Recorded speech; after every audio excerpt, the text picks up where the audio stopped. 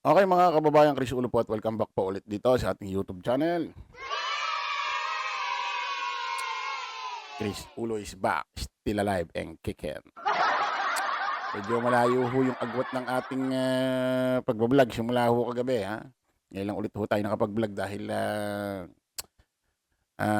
wala lang. Dahil busy lang ho kanina. At ano ko mga kababayan, ongoing ho yung kauna-unahang hearing. Ha? Diyan ho sa ICC Court, dahil Netherlands. Ha? Diyan ho sa kinakarap hong kaso ni dating President Rodrigo Roa Duterte, yung dati ho nating presidente. Kasamaang palad. Diyan ho sa kasong crimes against humanity. Nandiyan ho yung ibang pamilya ho ng biktima ho ng AJK. Ha? At andiyan din ho yung mga iba't ibang kapartido ho ni Digong. Ha? Yung mga pumipiga sa kanya, ha? Para sa sarili ho nilang kapakanan. Ongoing pa yata. Pero wag yan muna natin yan ang pag-usapan natin. Pag-usapan muna ho natin itong ating kaibigan. Ha? Hindi ho iba to. Hindi lang ho natin basta kaibigan ito. Ha? Para na nating kapatid ho ito. Ha? Kasama ho natin ito sa ating grupo, samahan. Or kumbaga kasama ho sa pakikipaglaban ho sa pagtatanggol ho ng administrasyong Marcos. Ha? Kumbaga mahal natin to sa ating puso't isipan. Walang iba. Palakpakan ho natin ang nag-iisang Mima Alicia. Mima, alam na. Ito, okay mga kababayan, ito kasing ating mga kasamahan. Ito hong ating mga kagrupo sa pagtatanggol kay Pangulong. Hindi naman grupong parang fraternity or grupong ano, ibig sabihin kasama kapanalig sa pagtatanggol sa administrasyong Marcos. Yung iba ho kasing kasama natin dyan, meron hong programang Vengador. Kasama rin ho tayo nagla-live ho dyan sa YouTube channel. Pero dun ho sa mismong studio, ito ibang kasamahan ho natin, may mga ginagawang programa. Ayan, dyan din si Boss Koy. Siyempre, itong ating kapatid, kaibigan, paring Nyulo, Tita Missy yan, iisa lang yan. At itong siyempre ating kapitapitagan, Karis Perespeto, Bossing, at ano ba ito, Bombay ba ito?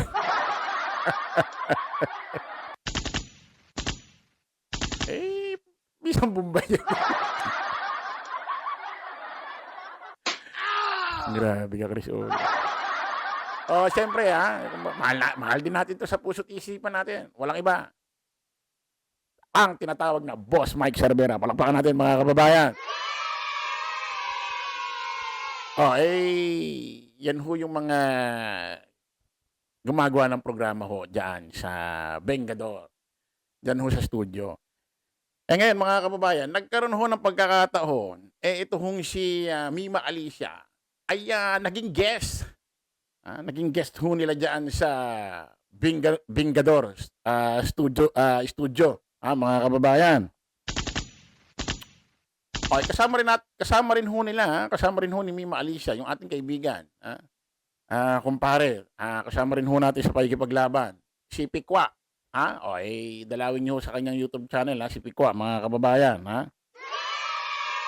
Nagulat kasi ako, meron kasing isang ginawang programa dyan at nagsalita ho itong si Mima Alicia about ho dun sa maagang ginawang pagdideklara nitong hayop tuloy. Itong babaeng ito, itong ating Vice President Sara Duterte, nakagalang-galang, karis pa respeto, walang korupsyon sa katawan. Walang ka-fake news sa katawan. Maaga ho nagdeklara.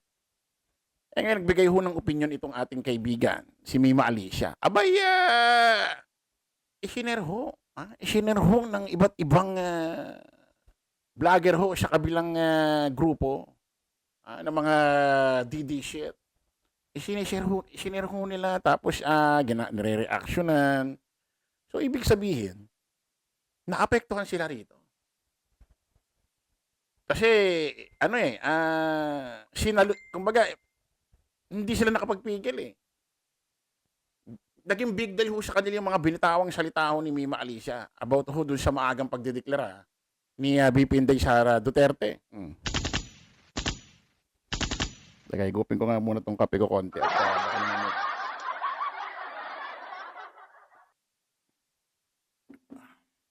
sarap. Ano timpla nito? Pakinggan nyo to mga kababa. Ito yung kumakalat. Sinishare ho ng iba't ibang vlogger.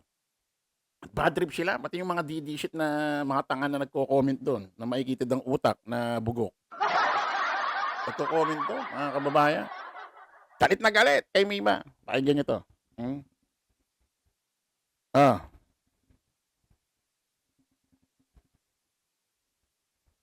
Namin sa'yo. Alam mo kung bakit? Naniniwala Ulitin natin. Sabi ni Yan na. Vice President Sara Duterte, kaya daw po siya tatakbo bilang presidente. Yun hong nakasombrero ng Chicago Bulls na naka-asul. Yan hong si Pikwa. Ha? Dalawin niyo yung kanyang YouTube channel, Pikwa. Ha?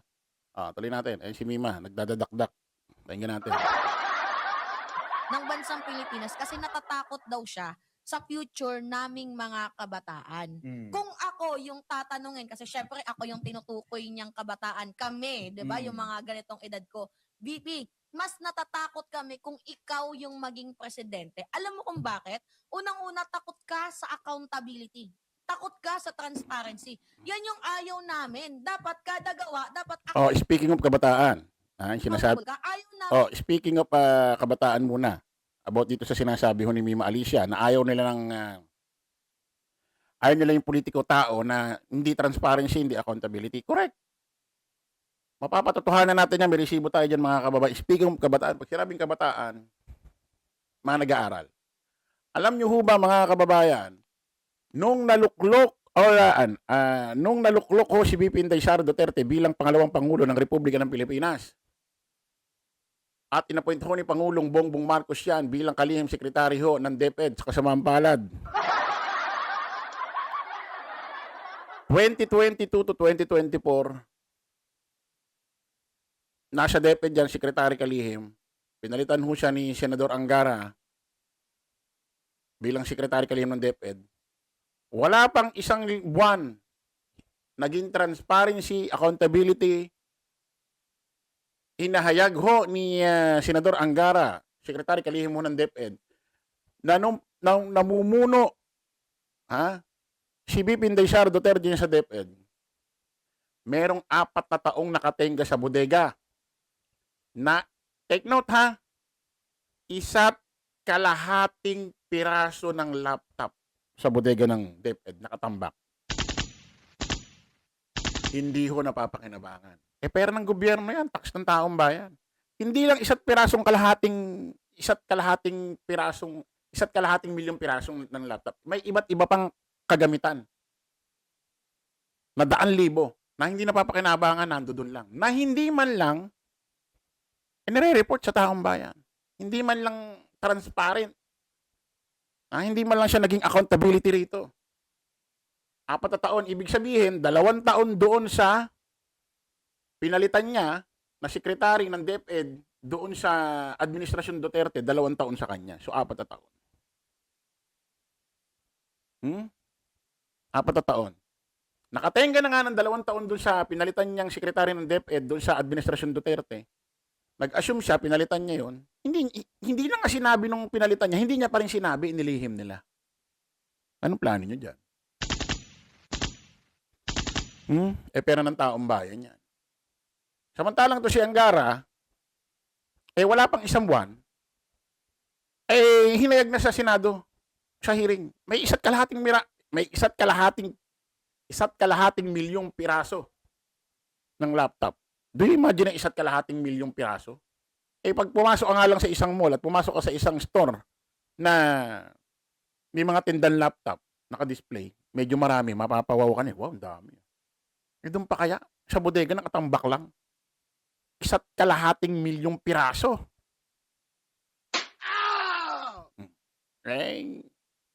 Tama sinasabi nito ni Mima. Ah, hindi, siyempre, pagkabataan, dapat more on transparency. Especially, sekretary ka ng DepEd dyan. Isipin mo, nilihim mo yun ng 2 taon sa'yo. Huwag niyo natin sama yung 2 taon ng administrasyon ng tatay mo. Kayo na lang.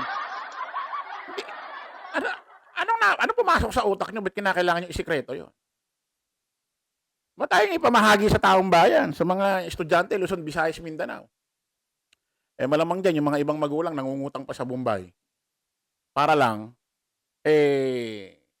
makabili ng mga ganitong equipment or gadget. Yung laptop. Yung pala may mga nakatambak dyan. Anong gagawin nyo dyan? Papanisin ninyo? Oh. Anong plano nyo dyan? Nahanapan nyo ng ano? Tuloy natin. Nakita nyo, konti pala na sinabi ni Mima. Ang dami niya natin sinabi. Ha? Tuloy natin. Nang magnanakaw. Paisa uli. Ayaw namin ng mamamatay tao. Pasingiti mo si Boss Mike. Mag-e-elect ng kagaya mo at, di ba? Paisa uli. Okay. Saan ka naman nakakita nagpa-press con siya? Nako po. Bawal magtanong kahit isa. Ang gusto niya lang, masabi niya yung gusto niya. Pero kapag babalikan mo na kung ano ba talaga yung mga katotohanan sa mga issue na inaakusa sa kanya, walang masagot. Bakit? Kasi bawat tanong sa kanya, sasabihin niya, ano nga yung tanong mo? Hindi ko maalala. Kapag tanong lang sa akin, hindi mo na maalala. Ganyan kabobo ang isang Sara Duterte. So, if Bigay muna tayo ng opinion dyan. Alam mo, Boss Mike, hindi lang bobo. Hindi siya seryoso sa trabaho niya. Hindi siya seryoso dun sa topic. Hindi siya seryoso dun sa press con. Kasi kung seryoso ka sa topic, press con mo, lahat ng tinatanong sa'yo ng reporter, pumapasok sa utak yan papunta sa puso mo. Hindi mo makakalimutan yan. On the spot, katatanong lang sa'yo, hindi mo na alam. Ano yun? Ganun ka ba ka-engot? Katatanong lang ng reporter sa baba, nandito ka sa taas. Hindi mo na agad alam. Anong klaseng... Totoo yung sinasabi ni Boss Mike, meron kasing moment, mga kababayan. Hindi lang nakikita to sa mainstream media, pero may mga nag-upload kasi may mga reporter doon, mga naka-cellphone. Yung huling ginawa niyang press conference na nagdeklara siya bilang tatakbo siya sa 2028 presidential.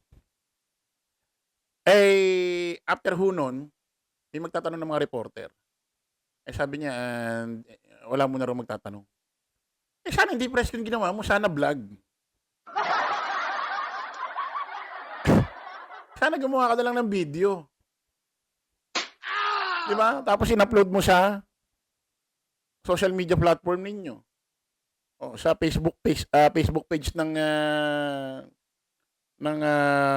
Vice President office of the office. Sana doon na lang in-upload. Yung tulad ng mga ginagawa mo pag bumabati ka sa China, pag binabati mo si Xi Jinping, pag kino-congratulations mo sila, di ba gumagawa ka ng video? Sana ganun na ginawa mo. Di ba? Hindi press con. Kasi matik, pag nagpa-press con ka, press con nga eh. Di ba? Hindi mo ba alam ibig sabihin ng press? Tanga mo. Tapos sabihin mo, bawal magtanong, wala mo na magtatanong. Sana hindi ka nagpa-press con.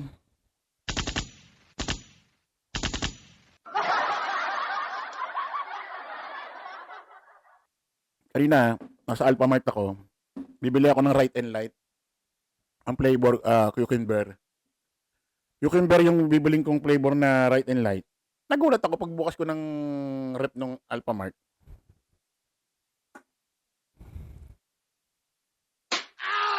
Ano to?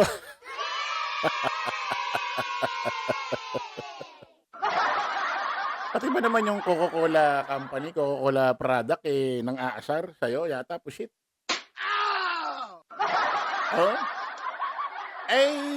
Pag nanonood ka ng politika, pag nakita ganito, pag nasa in ka ng Royal, Royal, Coca-Cola product ko yan sigurado maiisip mo agad dito si Pushit o si Mrs. No Comment. Limited edition lang daw yan. Ilang piraso lang daw yata to sa buong Pilipinas. Tatabi ko nga to eh. Diyan sa pagtanda ko, malay nyo eh. Oh? Si Chucky, oo. Okay, kamukha, sabi ni Yusik at Atty. Claire Castro, kamukha mo daw ito eh. Oh.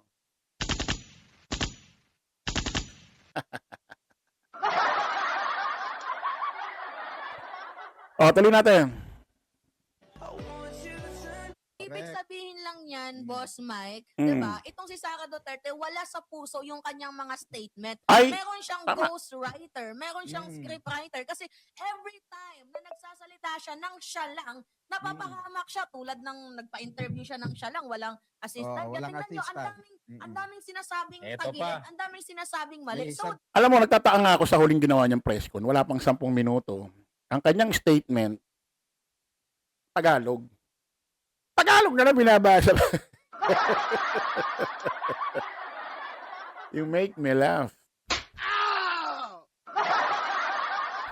Kaigsi-iksi ng talumpati mo, ma'am. Tagalog pa. Tagalog pa yung statement mo. Babasahin mo. Ay baka may ghostwriter nga ito si VP Inday Sara Duterte. Kasi nakikita ko kay VP Inday Sara Duterte. Di ba pag mag-a-apply kayo, kadalasan kasi nung 80s, 90s, pag mag-a-apply ka, lalakad ka. May mga pabrika dyan, nandiyan sa gate. Wanted, ganito, ganyan. Ganito, ganyan. Laging hindi nakakalimutan yung pleasing personality, pleasing personality, at yung tinatawag na good communication skills. Kailangan marunong kang maipag-usap. Kailangan marunong kang maipag-usap, humarap sa tao. Good communication skills nga eh. Nakikita ko doon kay VP Inday Sara Duterte. Walang good communication skills ito. Hindi marunong humarap, makipag-usap. Parang, bisa pa nagpapaliwanag siya, gulong-gulo siya sa mga sinasabi niya. Napaka-importante mga kababayan. Sa isang namumuno sa gobyerno, especially presidente, meron ka tinatawag na good communication skills. Bakit? Kailangan marunong magaling ka magpaliwanag. Bakit? Kasi, may mga tao na, sabihin natin may mga professional, may mga hindi professional. Kaya nga dapat sa isang presidente, pagka magsosona, magbe-press con, kahit papaano, 50% English, 50% Tagalog. Kalahati, para dun sa mga taong sabihin na natin medyo hirap magtagalog kasi lumaki sa Amerika at nandito at pinanonood sa buong mundo yung talumpati ng isang presidente. At yung kalahati namang porsyento ng Tagalog, para naman yung sa mga kababayan ho natin na sabihin natin talagang walang kakayahan na umintindi ho ng English. Okay lang naman yun. Pilipino naman tayo. Para sa kanila naman yun. Ang problema rito kay VP Inday Sara Duterte, baluktot na English, baluktot pa Tagalog, hirap pa mag-explain, hirap pa magpaliwanag, hirap na hirap pang i-express yung kanyang nararamdaman.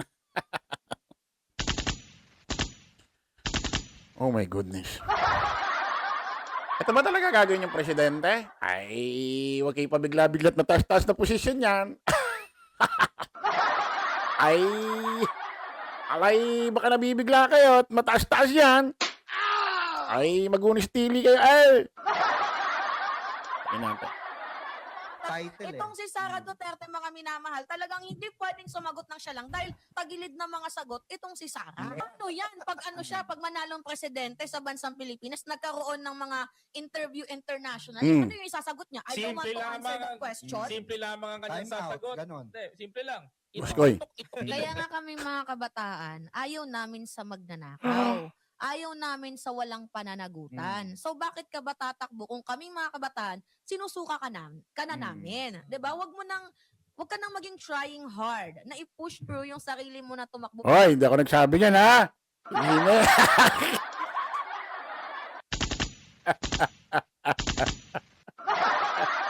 Wala kang sabi niyan ha. Tuloy natin. Uy, Mimo, grabe ka ha. Baka manalo si VP Inday Sara Duterte sa 2028. Tuloy natin. bilang presidente, the fact na mga kabataan, ang pag-asa ng bayan, sinusuka ka na. Ayaw namin sa'yo. Alam mo kung bakit? Naniniwala kasi sa Sara, sa mga advisor niya. Palibasa, tatanga-tanga. Sino ba yung advisor niya? Hindi marunong, hindi siya Oo. marunong Analyze. bang-aralin yung mga bagay-bagay ng sarili niya. Totoo. Kundi inaasa lang ni Sara sa kung sino Kung yung sino mga yung nasa tabi niya. Ayan mga kababayan. Ayan ho yung video na isinare ho ng iba't ibang vlogger sa Facebook. Nire-reaction na nila. Daming galit. Pati mga nagko-comment sa comment section. Kaya sabi ko parang naapektuhan yata sila rito kay Mima dyan sa programa ng Vengador. Siguro dapat talaga si Mima ano to, talagang laging maano dyan, ang tawag dito, makapag talumpati or makapag report dyan, ha? Dyan sa Vengador. Buti na lang, wala pa si Kaisunod siya. Ano nyo?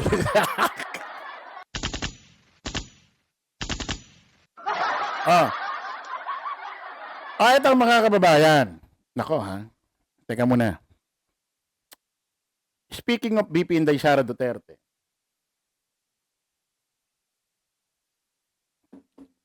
Ako sa totoo lang,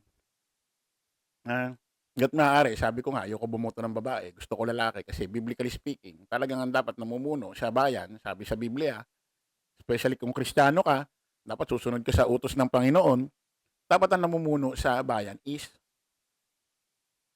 lalaki. Lalaki. Pag may nagsabi naman ng, ano kaya ng lalaki na hindi kaya ng babae, ando doon tayo. Pero iba yung utos sa taas eh.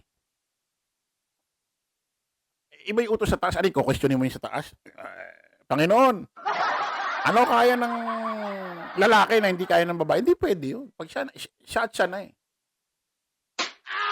Siya at siya na eh. Pag siya nagsabi, wala na, stop na lahat. Di ba? Ngayon mga kababayan, ano ang ano natin dito? Ano ang point natin dito? Isa sa mga nagdadahilan or sabi ng iba, huwag na raw bumoto ng mga Duterte.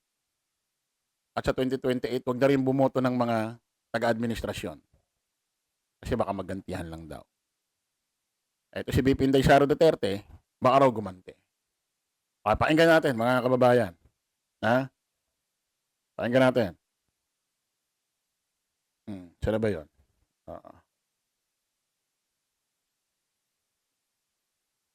Pinalikan, ang dami. Nanalo kayo, magagantihan lang. Kayo po ba isang magiging presidente na mag-unify sa ating bansa? O magiging vengeful? Oo. Wala kasi sa ugali ko yung pagiging vindictive at ano bang tawag dyan? Yung gumaganti. Kung makikita nyo sa governance ko, noong ako ay mayor ng Davao City, tumanggap din, nung kampanya, tumanggap din ako ng sobrang katakot-takot na banat mula sa naging katunggali ko at the time bilang mayor candidate. Pero nung ako ay umupo, tapos na yun lahat ng nangyari nila, ng banat nila sa kampanya, lahat ng sinabi nila, wala na yun. Tapos kung maalala nyo, nung ako ay mayor, hindi ako gusto ng mga tao na nakapalibot kay dating Pangulong Rodrigo Duterte. Hindi naman natin tinatago yan. Diba? Stop muna natin. Kung sakali raw, itong si BP Inday Sara Duterte ay magwawagi, mananalo bilang presidente sa taong 2045. 2028. Ay hindi raw siya gagante sa mga kalaban niya sa politika ngayon. Kung galing ito talaga sa kanyang isip at puso, ay maganda ito. Maganda ito. Kung talagang hindi siya gagante. Pero, hindi natin alam kung totoo ito. Kasi, hindi rin naman niya pwede sabihin dyan sa interview ni Banat Bay na, gaganti ako pag nanalo ko. Hindi naman pwede yun. Mabigat yun para sa kanya. O pwedeng sinasabing hindi siya gaganti rito, pero pag nanalo siya, may ibang ganti ang gagawin. May ibang way. Kumbaga, may mga magtatrabaho sa baba. Di ba? Pero ang tataka naman ako rito kay Banat Bay, pag nanalo kang presidente, si VP Inday Sara Duterte, sabi niya tatakbo raw siya. Sabi niya, pag nanalo, ganito, ganyan, ganyan. Huwag mo na yun ang problemahin nyo. Alam mo, ano ang dapat niyong problemahin? Kung malulusutan niya ang impeachment sa House at malulusutan niya kapag yung impeachment sa House ay napunta ng Senado at maging impeachment trial. Kasi nga, kahon na kahon ho ito. Matitibay ho ang mga ebidensya. Ang hinihintay na lang dito yung pumasa sa House at maging trial sa Senate. Yun na lang hinihintay rito eh. Sa mga ebidensya, wala na eh. Kahon na eh. Sabi ko nga sa inyo mga kababayan, sa tinagal-tagal ko nakikinig ng politics. Ngayon lang ako nakakapanood ng about impeachment trial na kung saan, kahon na kahon. Parang sabi nga sa inyo, parang itong si VP Inday Sara Duterte, nasa moment ng buhay niya, na nasa gitna siya ng tulay, hindi na siya makabalik doon sa pinumpisahan niyang tulay. Pag titignan niya yung tulay na babagtasin niya, hindi na rin siya makabalik eh. Pares may tao eh. Sa kabila, sa inumpisahan niya, pagtingin niya, nandun si PBBM. Pagtingin niya doon sa tulay na babagtasin niya, nakikita niya, si Tambalos tuloy. Si dating Speaker Martin Romualdez. Tulay. Siyempre, pag sinabing tulay, mayroong babayan. Sabihin natin ilog. Pagtingin niya sa baba, gusto niyang tumalon, hindi na rin siya makatalon. Bakit? Dahil buhaya eh.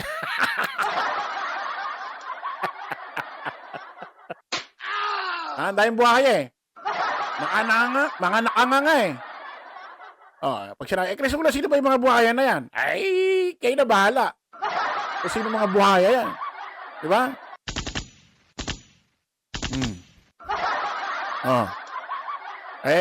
Pag sinabi, si VP Inday Sara, ano yan? Si Lolong.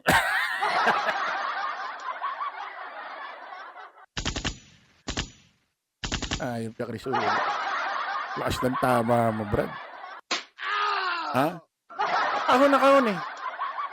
Kaya bago niya problemahin yung tatakbo si VP Inday Sara sa 2028, ang problemahin nyo, kung makakapag-file ho ba siya ng Certificate of Candidacy.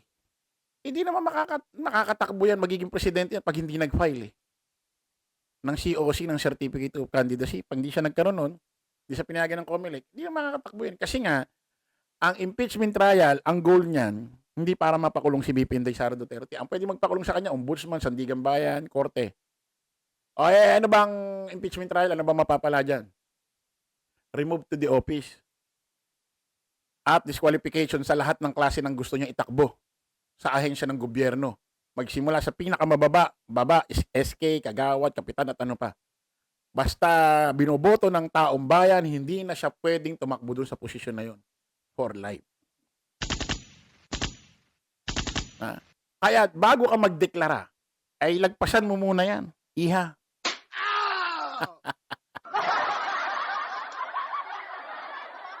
Sabi ni Banat Bay nakaraan sa mga vlog niya, alam kasi natin mananalo talaga ito si VP Inday Sara Duterte. Brad, ika nga sa Biblia, huwag mong ipagyayabang ang kinabukasan.